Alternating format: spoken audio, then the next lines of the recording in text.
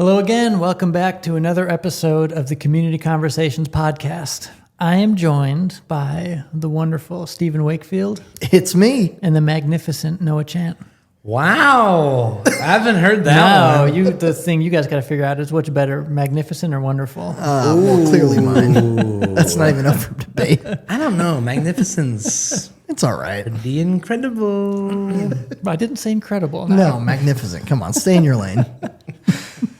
No, I'm excited to talk about this stuff with you guys again. Yeah, me too, man. We are closing out our emphasis on worship.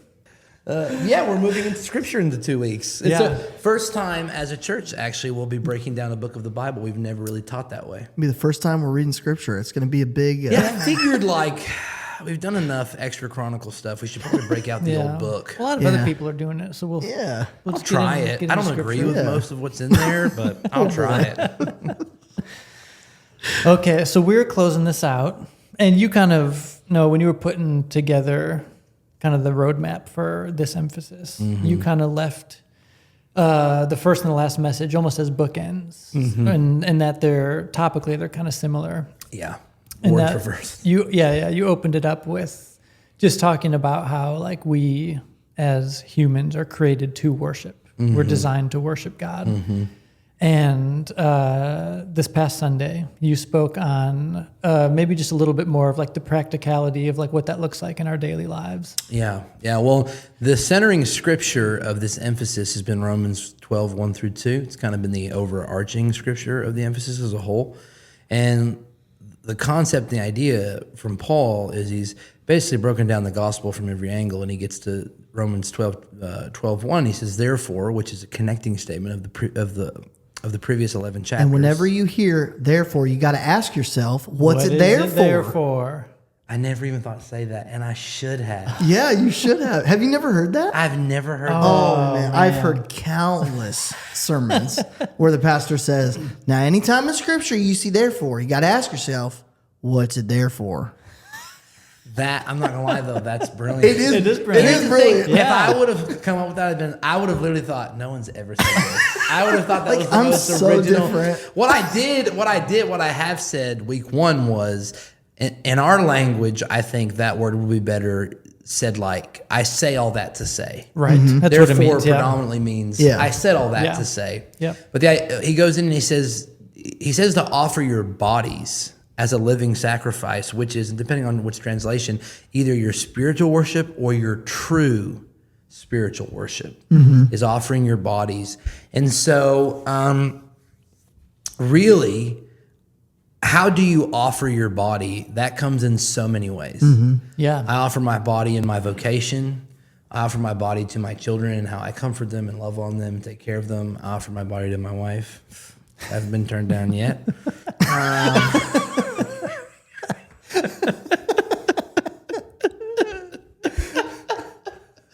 Batting 1,000 over here.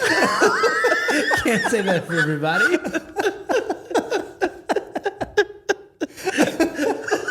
I'm like, yes, Paul. Whatever you say, I'll do. Guys, something you have to realize is once I get going, there's no He rating gets it drunk back. on laughter. I do. But I think even in your finances, and a scary one for me sometimes is your language. But there's every aspect of me. There's an opportunity for worship. And it is similar to seeing like you exist to worship God, yes, but if we don't break down the practicalities, it will live only in philosophy. Yeah. And as long as stuff is just philosophical, I really can't apply it. And it needs, pliability, I think, in how we...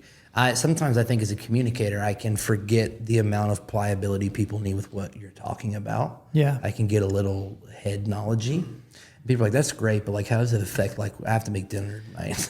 Yeah. Yeah. I think like bridging the gap between the spirituality and the practicality of just life in the kingdom. Yeah, because, and I don't say this in like a sexist way, in any way, but like, you know, me and Bailey even had these conversations around like when she makes dinner, you can determine that can be an offering of worship to the Lord and how you're taking care of your family, or you cannot. Yeah. It's going to be served, but you can see aspects of your vocation or your life or whatever you're doing as worshiper. You can't.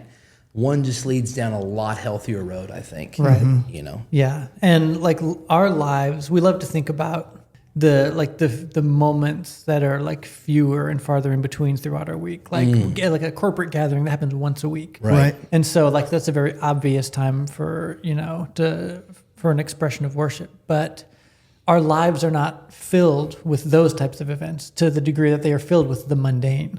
It's the making dinner, it's changing diapers, it's doing bedtime, it's, you know, it's all of those things. And I think when you shift into, like you were just saying, like you're doing it either way. Like I've got kids in the house, either way we're doing bedtime. I'm going to be doing these things no matter Either way what. we're changing diapers, Yeah. we're making, you know, we're cooking meals Right. together. Right. So I think when you recognize that your life is literally filled with opportunities every single day, all day, every day, for the things that you're doing to be an act of worship unto the Lord, it kind of shifts everything. It does. It changes how you, like, yes, Martha or Mary chose the better seat while Martha was making dinner, but would it have been the better seat if Martha would have seen what she was doing as worship instead of work? Right. And so, you know, she saw herself as doing something and sometimes we're so like, just, I can't believe I have to do this. I can't believe I can't believe and you do that with children. I think the worst way or the hardest thing is when you do that with children, when they're in a sleep regression and you're like, God, I would rather do anything than be here. And then those 3 months pass by and now they can kind of talk or they're walking. You're like, I'd give anything to go back to the sleep regression when all they could do was crawl or be held. And so we can either process life through, I'm ready for the next thing, or I hate this, or everything isn't how I want it. Or I can process my daily existence from a place of like, this is worship unto the Lord. Yeah. Yeah. And that, I think, changes. And that really is, in my opinion, the need for the contemplative life. Inside of, we talk a lot about using the language of being contemplative charismatics. And I think the contemplative side of that teaches you to be present with your existence in the moments. Like charismatic is built to create a moment in which we all kind of go like, let's get this. Contemplative creates in you an internal world where I can be with you guys right now and be understanding that this is a place of holy worship in the back of my mind, because I'm living in a state of internal peace and awareness of where I am and what I'm doing instead of just kind of zombieing my existence. So that's kind of the angle. Yeah, I think with that scripture too, because it's a really familiar one, you can kind of breeze through what it's saying, but like so to really slow down and think about the kind of people that he was talking to when he wrote this. Offer your bodies as a living sacrifice. He's telling this to people who all their life, or at least the Jewish people in that time, would have continually brought sacrifices to the temple to remain right in the eyes of God. Yeah. So to think about what he's saying in the context of culture in that time, bring your bodies as a living sacrifice. So not a sacrifice, he's specifically saying a living sacrifice of praise. So he's saying in this, like he's implying that there's this continual act of bringing your body under submission to the Lord. And I think that's like a really special, it gives a lot of life to this like really familiar scripture, that there are just constant opportunities to sacrifice how you'd like to go about your day, or how you'd like to go about your tasks, or being a parent or a husband or a wife or a worker or an employer or whatever, to think about how do I offer this situation that I'm in? How do I offer it as an act of worship to the Lord? How do I, like Noah, you'll talk a lot about how, our role in bringing dominion into the earth is to bend the will, bend what is chaotic into the will of the kingdom. Yeah. But we also have to consider that like God is bent, he's creating us, he's forming us into looking like Christ. Yes, yeah. And so in the same way that like, that takes an act of like bringing the things around us that we see in the world into alignment with the kingdom, we also have to remember like God is he's forming something in us. And I think that doesn't happen once a week in a church setting. That's an aspect of it. But there's 6 other days in our week where God is actively trying to just bring his kingdom into our way of life and bring us into the rhythm and the flow of the kingdom way of living, you know? And I think the big word in that is living. And I think oftentimes what spirituality doesn't involve is living, but God is creating us a way of living. Yeah. And people, when they see that how we can actually live, and that means we engage in commerce and art and history and marriage and life and money and everything. When that becomes worship, we create an existence in which people go, oh my God, I didn't know that existed. Right. And that's kind of the whole thing. And when we worship in how we exist, like you're saying, like it does create a hunger from someone else that goes, how are you doing that? How are you doing this mundane thing over and over and over and over and over again? Yeah, well, that okay. and what we talked about in a previous episode when we were talking about the difference between joy and happiness. Yeah. So, like, I think that it's very attractive to a person who's very moved by the emotions and situations in their life that dictating their happiness or lack of it. Like being a believer who has a source like the presence of God in their life gives you joy through the highs and lows of life. And I think even that is an attractive thing to people that you may not be witnessing overtly and telling someone about Jesus, but your life and how you handle especially the lows in life. I think that alone is a very attractive thing to someone else who doesn't have an anchor, who doesn't have the Lord in their life. You know, I think that is one of those things that God has kind of like given us as a gift, as a tool to reach people, is this idea that like what he's given us bleeds into every other area of our life. You know? It's that idea of, and we've talked about this, I think, not in this series of podcasts, but in previous episodes, about like every moment is holy. Yeah. If you'll make it. Right. Every moment's holy. Right.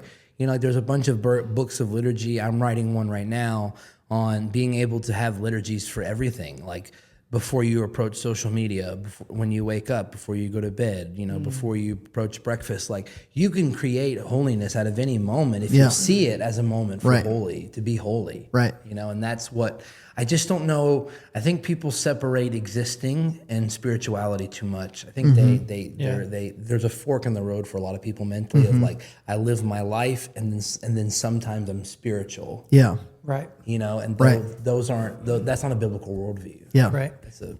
And I think, you know, when I think about like using my body as a living sacrifice, I just think about like, how am I physically interacting with the things that I'm interacting with? And that could even be as simple as like if I'm going to use, because I'm pretty active on social media, but if I'm going to use social media in such a way that is like honoring to the Lord, like that requires that I have like standards about like what I allow myself to look at and what, you know, and things like that. Right. Yeah. And it's not fully like disengaging from, and we talked about this on a previous episode too. It's hard to find the balance between like, how do I know exactly how to be in the world and not of it? Right. And the answer isn't always to disengage with everything that the world has, but rather engaging with what the world has in such a way that it is like honoring and glorifying to the Lord. Sure. And it's, and to me, like worship in life is about micro decisions and micro moments. Like, you know, just an example, like my wife's love language is physical touch. And so if I'm in my office and she's doing something in the kitchen and I need to go like get a snack or something in the kitchen, I have a micro moment to go grab what I want, immediately go back to my office and shut the door. Or I could just, you know, graze her back with my hand, rub her shoulders for a second, kiss her on the cheek, give her a hug, and then go back in. And to me, that would not mean as much. Right. But like, I just know my wife and it's like, what a guy, you know? And it's like, Yeah. It's using my body to honor my marriage, which in turn shows how God designed it, which is, in turn is worship. Yeah. And it's just like you said with social media, how I use my eyes, how I use my words, how I use my hands. All those are just micro decisions of our existence and and I can determine to be the husband I'm designed to be or not. Yeah. You know what I mean? Right. And it's little things. It's never, It's, I'm not like, hey, let's just bow our heads real fast. I need to grab a cracker, but let's just bow our heads. And take a moment here. Right. But I'm trying in my life now. One of the things I feel like I've been, the Lord's just kind of been walking me through in conviction is my lack of intentionality when it's not time to be intentional. There's tons of times I don't have to be intentional. Yeah. Valentine's Day is intentional. Birthdays, the dinner table. Those are like kind of normal moments of intentionality. But crossing each other in the hallway, passing by in the kitchen to grab a snack, doing this, doing that, just little moments of physical touch, or hey, I love you, or like it's being intentional in the moments where intentionality is never required. And finding ways in my day, like I'm back kind of full time into the daily offices of prayer, and it's never big prayers, like especially around lunch, like it's always like the Lord's Prayer or something quick. It's a minute, 2 minutes. But that return of my soul and my spirit to the presence of God in micro moments of my day has shifted how I think. And I think like a life of or worship in life is micro decisions of being who I'm designed to be over and over and over and over and over again. And that kind of leads, I think, to an existence that really is worshiping God in a way you've never seen. I think that concept too of allowing more moments, or even to be extreme, allowing every moment to be a holy moment, I think it is so countercultural right now. And not just right now, just really just the world. Everything in life is built around kind of numbing yourself and just kind of existing, and whatever happens in my day, like that's just what happens. And lacking intentionality, lacking purpose in those things, like everything from advertisement to shows to social media, everything is built around capturing your attention. And the one person who's not going to force your attention is God. And I think if we want our life to be one that worships Him and not worshiping ourselves, it requires our own intentionality to make a moment that seems mundane and treat it as a sacred one. Because the truth is, God will always match that. Anytime, I mean, that scripture it says, if we draw near to God, He will draw near to us. It's almost like it creates this picture like God is just sitting there on the edge of His seat waiting for you to give Him your attention. He's the one person who won't force you to pay attention to Him. And I think that, and it's seen in everything, like even from someone who works predominantly from home, like if I'm not intentional about being around Benjamin, there's days I could just zip by. You know what I mean? And not create time to just be like, you know what? Let's just sit together, bud. Like let's just spend 30 minutes and let mom do something, and we'll just be, and like and it speaks volumes. Like you don't realize how much it brings you to life, but it's just always those moments. It's the same thing. It's intentionally choosing. I'm going to choose you over something else, and that's what worship is. Like it's almost impossible to talk about worship without talking about idolatry. They're hand in hand. But like that is that splitting gap, is the micro decisions of you versus me. And you do that, and you need to do that with your kids and your wife, and that stems from how, if you'll do it with the Lord. It's all those little moments of, like I just know, like if I don't have my time in the morning, everything else is going to feel chaotic. If I allow Benjamin to dictate when we're going to wake up, which sometimes on a Sabbath, like that's how it is. Like it's just going to be like full go, we're gassing up. There's no stop. There's no moment of quiet, And so like you've got to live in intentionality. The Christian life is a life of extreme intentionality. Worship requires intentionality. All of it. I mean, you said it earlier, but none of this happens by accident. No. You want to grow, you want to get closer to the Lord, you want to experience holiness and freedom. Like that will never, ever happen by accident. It's the worst. Like I'm so proud of my heritage in every way. The worst part about my heritage was the over exaggeration of spontaneity in spirituality, and the lack of intentionality in spirituality. The lack of like literally God was so detailed, like the carvings in the Holy of Holies had to be like every inch and centimeter was determined. And yet I'm just like, if he's not in it today, he's not in it. Like I saw this, and it's not bold for someone like me to do this, but there's a guy I follow on Instagram, has a really great book called Thirsting. His name is Strawn Coleman. Really amazing book. But he's like a Christian kind of spiritual formation guy. He actually writes a lot of spiritual poetry. But there was a post by Relevant Magazine, which is a pretty big thing, and it was like, you don't have to be a morning person to be with the Lord. Like, he's not a morning person. Whenever you want to gather with him, you gather with him. And he kind of responded with like, I'm not trying to be rude, but like, I disagree. It's like, I'm not a morning person, and I forced myself to get up to be with the Lord. And that has changed my life more than anything. Sure. Because I'm doing it, I'm being intentional out of my comfortability. Yeah. And that's creating a tension in me, in which allows me to be more of who I'm designed to be. And everything's built around that. Like, hey, like if you need to worship tonight, do it tonight. Like, don't worry about reading plans in scripture are getting smaller. One verse and half a verse. And it's like, it's about like, don't worry about being intentional. Just squeeze it in when you can. It's like, no, like, do deep intentional work of getting up or before you go to bed, or like do deep work in your soul to worship God and watch what it does. Not a lot of people doing deep work and digging, deep wells, which kind of we talked about right before this emphasis. Right.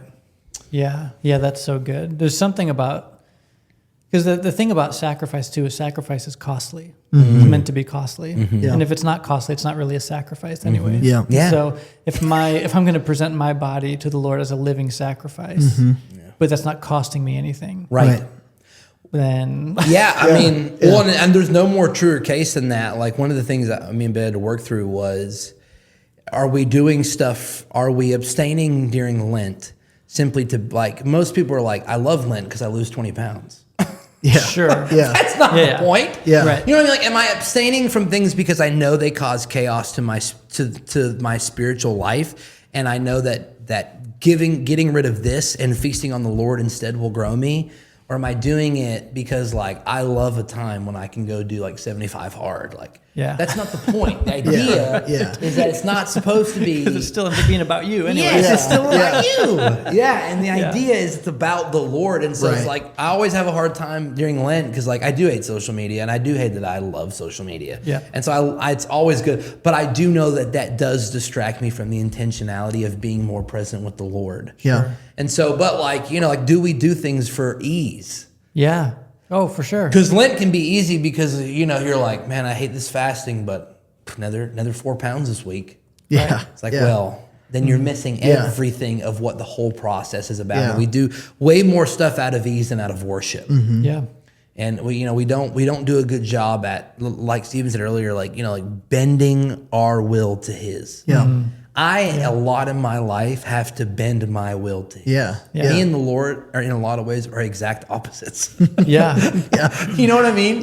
Like, in every way, we're exact opposites, and it feels like sometimes. And so I'm always feel like I'm taking my will like a fork you used to do when you were a kid, and just bending it backwards. To go like, you've got to look like this now. And the reality is, though, anything in life that you want requires a level of discipline. It does. If you want to be a good husband, you are going to have to exercise bending your will to please your spouse. If you want to be a good father, you are going to have to exercise disciplining yourself in moments to not be distracted on your phone or your show or what you want to do. And like you're talking about, spend a half hour just sitting with your kid. You know, like anything in life. If you want to be good with your finances, you can't do that by just buying everything that looks, exciting to you. You have to bend, and you have to discipline yourself to invest in that. And it's for whatever reason, we don't want to do that with our relationship with the Lord. But if you want to be good at anything, you want to be good in your job, it's going to take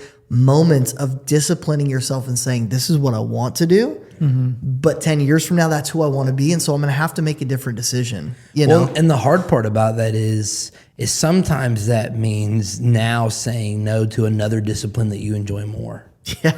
You know what I Totally. mean? Yeah. Like that's what's hard about it. Sure. With like saying yes to the Lord, sometimes you're super good at disciplining yourself to go here or go there, or you love Pilates or you love this or you love that. And it's like sometimes you've got to say no now to this extracurricular activity because you want to say yes to the Lord. And so it's giving up one form of discipline for another. And that's where people have, I think, the most challenging time is because even people who are super disciplined, who blockchain their schedule, it's like, well, I can't fit them in here because I have them. It's like, okay, well, like some discipline has to be given up to be disciplined. Yeah, sure. Yeah. And that can be another whole challenge of that. Yes. That thing is like sometimes you've got to choose something you love to give up. Yeah. To be with the Lord, not something you hate. Right. Like I hate social media. Like I love it, but I hate it. Yeah. So it can be a little easier, but like giving up like hockey games. Yeah. It's like, Lord, there's nothing wrong with these. They're great. They make everyone better. Everyone's a better person. And like that's a challenge, but sometimes that's what giving up even one discipline for another is. Yeah. And it's hard. Yeah. It's not always easy. No. You don't look like this just by accident, This body took is carving. taking years It's taking of- years to carve out, This is deep intentional work. It's Cadbury eggs. Yeah. Years and years of bags of Cadbury eggs at Easter. I do want to speak to maybe some people that their personality is maybe more like mine. Like I really value spontaneity just in life. Really? No way. shocking, guys. I did not know that I about value you. variety. Like I just, I like to spice things up In a little bit. contemplative charismatic, you're the I'm not charismatic. far on the charismatic side. You've never seen charisma like this. But I think that there are ways to make the disciplines feel spontaneous. Totally. That like I think that it's less important how you do these things and more important that you do these things. Totally. Yeah. So I think, for people that may feel like, man, I'm not that guy who's going to have, every morning I'm waking up at 5 a.m. Well, that's fine. But what is your everyday thing? Yeah. And if What it's is not your- 5, like if you have to start getting ready at 7:30, could you do 7? Could Yeah. you give me 30 minutes? Yeah. Well, and even like, instead of going like, I'm in the car, like maybe I'll give this time to the Lord. What would make that time with the Lord sacred is if you made the decision every day from work, I have 25 minutes and Lord, this is our agreed upon time good. that I'm going to go after you. Yeah. So it feels like, maybe it's not 30 minutes before 7, but it is 30 minutes on your drive to work that you said, Lord, I'm setting apart this time for I'm going to you. discipline myself to Yeah. be in this moment. Yeah. Well, and I've talked about this a lot. I carve out time to be spontaneous. Yeah. The time is carved out. The activity Yes. is spontaneous. Right. Like right now, because I normally do it on my own, but 24/7 Prayer has an app called Lectio 365, and because like the worst part of Lectio Divina for me is like I hate picking scriptures to do Lectio Divina to. Oh, that takes sure. me longer than actually doing Lectio Divina. Sure. Yeah. Like I'm like, not this one, no, And so they have an app where you can do Lectio Divina, and it's just a guided time of scripture and prayer, and they use the pray acronym like a lot of people do: pause, reflect, ask, and yield. And I've really enjoyed, I did it one day spontaneously because I have carved out time to just do things with the Lord that I don't really know what I'm going to do. And I fall in love with that. So it's okay to carve out time, then get in there and go, what do you want to do? Sure. Let's knock around at some stuff, And I think even that is really good where it's like, sometimes discipline is time-based, not activity-based. Yeah. You know what I mean? Yeah. Or activity-based, not time-based. Yeah. And so there is a bit of, it's okay to be charismatic with, as far as spontaneity of doing it. It's and I think that's why that's the term. Like if you become too contemplative, there's no freedom for the Lord to be him. And if you become charismatic, if you're not feeling it, you're never going to do it. Yeah. And it's like, it's that, Yes. you know what I mean? It's scales of justice a bit. You know what I mean? Totally. And that is the great challenge that I think a lot of us are facing is how do I live in the place of being contemplative while saying your will, not mine. Yeah. Yeah. You mentioned the 24/7 prayer app. Are there any other apps or websites or anything that you guys use that kind of help you? Maybe not necessarily just with disciplines, but just in this, creating a lifestyle that involves worship. Is there anything you guys use? I know Brian, most of his messages he gets from a place called sermoncentral.com. Just kind Nice, of yeah. downloads a free sermon. Yeah, that's great. That's what he preaches out of. I It's love great. that. Yeah, it's come a long way, guys. It's crazy. I like my Bible. That's a sick app. U version. I do have things like, I have very few apps, but I do have, and I've written my own. You don't have to write your own. You can Google them and find your own. But I do have the same liturgies I pray in the morning and before bed. Mm-hmm. So, like sometimes I don't want to think in the morning. I don't Yeah. want to pick a portion of scripture. I want to like spontaneously pray. I'm too Yeah. tired. And so like I always start my day with the same liturgy. I always end my day with the same liturgy. So like writing, and it's all just in my notes app. Yeah. So, I don't have my phone, but I do have my iPad. And so I have that. I do use like Lectio 365. That's a really good one. Yeah, I don't know if I have any other. I do love, like on YouTube, there's a lot of great guided prayers and guided spiritual meditations. Like, make sure it's biblical, but biblical spiritual meditations. Yeah. So there is some of that stuff like that I think is great. But like, don't be afraid to write like a structure down even before to take in there. Like I've written down prayers and lists and things and like. Yep. I think a lot of that stuff people feel like isn't holy. No, it's okay to walk in with, there's literally a book of common prayer that people have been praying for like 1,000 years. Yeah. It's okay to have pre-written things that you pray about. And, and I craft sentences, you know what I mean? To ask for specific things and open my eyes and my ears to certain things. And so I think like that's really good stuff to do. Yeah. That and some Creed, a little bit of Creed in the morning.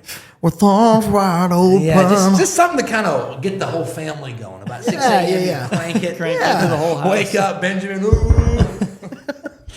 Yeah, I love that stuff. Yeah. Do you have any apps you use? YouVersion 1 is really good. It is a great one. Obviously, it's just a good free Bible app. One thing that I like, it most of the time it annoys me, but when you've used the app consistently for a few days, it'll say, "Hey, you're on a streak," and even though it's really dumb, because I'm more of a paper Bible person. Like if I'm gonna read, I'd just rather be in that.